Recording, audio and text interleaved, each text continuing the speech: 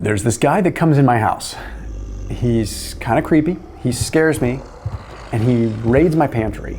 I call him Nighttime Thomas, and it's me, but it's me at night. I'm like a different person at night, and I know so many people that are like this.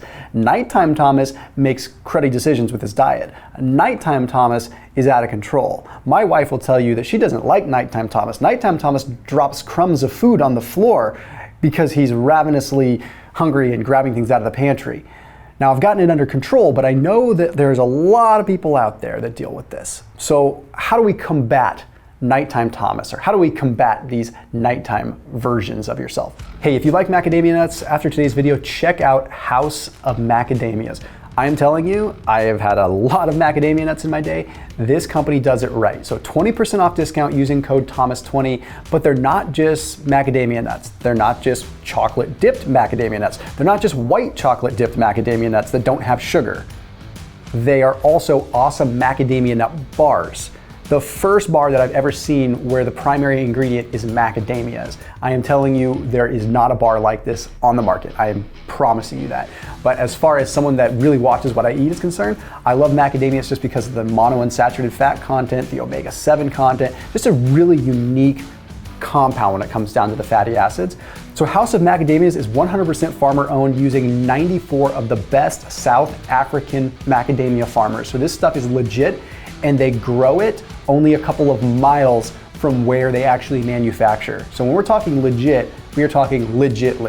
So that link down below will save you 20% off anything site-wide. So whether that's bars, whether that's chocolate or white chocolate dipped sugar-free macadamia nuts that don't have sucralose or anything like that, or just, I don't know, onion flavor or their salsa flavor. Check out that link down below. So number one, apple cider vinegar at night. Apple cider vinegar in the morning is awesome, but I would argue that apple cider vinegar in the morning is much more geared towards like a fat loss, sort of driving up AMPK phosphorylation sort of thing, whereas having ACV at night is really good for combating cravings. Apple cider vinegar acts as somewhat of a starch inhibitor, so it actually slows down the breakdown of carbohydrates in your gut. So if you have it with dinner, it'll make it so that it delays the gastric emptying and delays that blood sugar spike. So you have a nice gentle blood sugar curve that's happening, and therefore you're getting a little bit less in the way of cravings. So when it comes down to timing, apple cider vinegar at night takes the cake. Like literally, it takes the cake out of your hand, because it makes it so you just don't want to eat a bunch of sweet things. So that's a big one. 2 tablespoons, mix with a little bit of water, maybe a little lemon juice, makes a big difference. Okay, next up is going to be having salty instead of sweet. It doesn't mean you go totally ham on having salty snacks, but what's wild is we have these things called NST neurons in our hindbrain, and what happens is these NST neurons actually receive a signal based upon aldosterone and some of these other things that regulate fluid.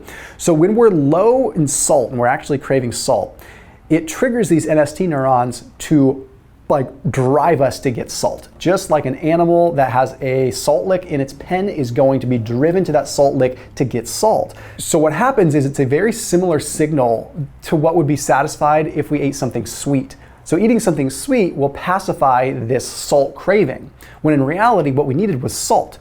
Well, I can tell you right now that having a half a teaspoon of salt is much less calories than a half a teaspoon of sugar. So if you just have a little bit of salt or like some electrolytes or something, it can make a big difference in what you reach for. So now I have some electrolytes when I get home because it gives me something to sip on, occupies my mouth a little bit, and it satisfies that whole potential NST neuron thing. The next one is quite a simple one. That is having protein before you even get home. Have a protein shake before you get home.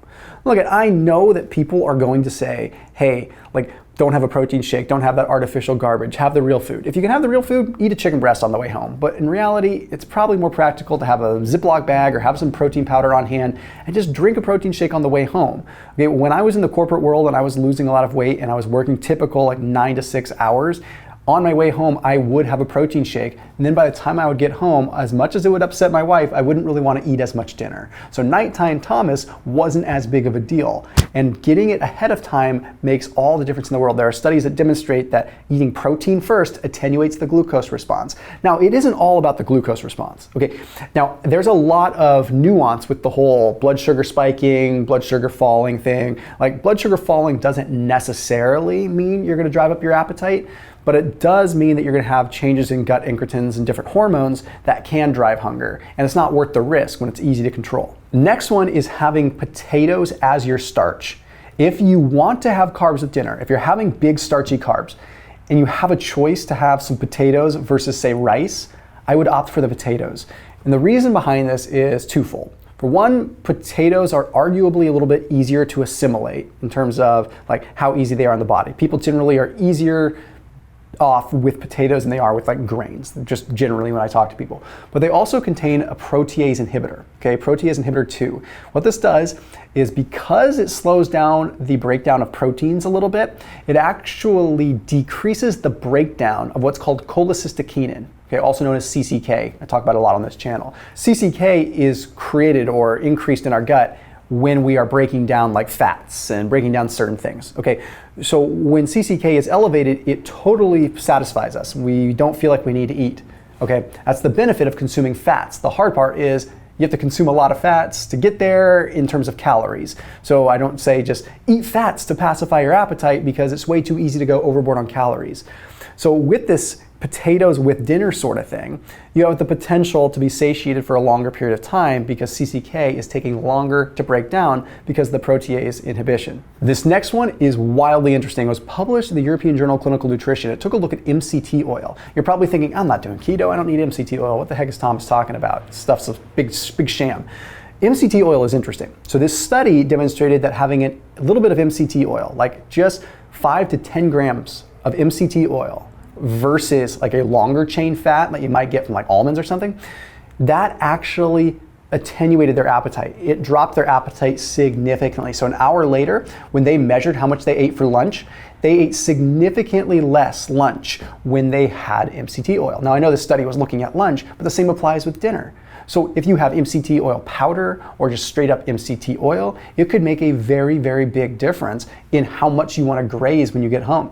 And it might have to do with not just the fat and the CCK and the whole gut incretin, GLP-1, PYY stuff. It has more to do possibly with how it affects the brain. Because there are interesting studies with ketones and MCT oil and network stability and how it influences brain energetics, that it actually might satisfy regions of our brain, making us potentially not want to grab food. So pretty interesting stuff.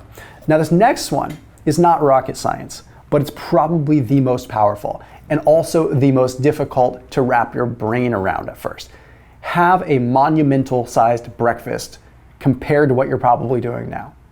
I would argue and probably put money on the fact that most people watching this video, including myself from before, eat light throughout the day, then they go home and they probably get more than 50% of their calories after they get home. It's pretty messed up, and it happens all the time for multiple reasons. Okay, wife cooks a beautiful dinner, yada yada, you want to save your appetite for dinner, you're hungry after work, you let your hair down after work, whatever. But if you eat a big breakfast, what that does to you throughout the day is almost out of your control in a positive way.